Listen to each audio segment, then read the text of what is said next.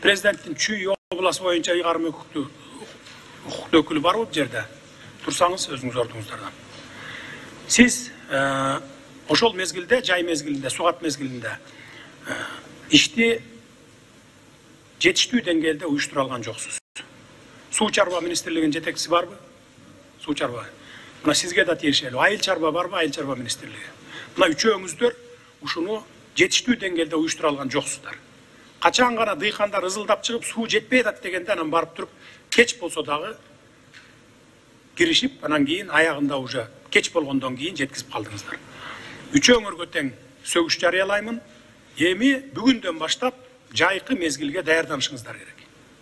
Баарына текши жеткендей болуш керек. Жогору жагындагылар насос менен уурдап соруп алып, ылдый жагына жетпей калган учурлар көп болот экен. Ошондуктан ушуну толук көзөмөлгө алышыңыз керек. Үчөөңөр тең жооп бересиздер керт башыңыздар менен. Акылбек Үсөнбекович ушул маселе боюнча айтсаңыз сизге суроо. Канал курабызбы жазда марттан баштап?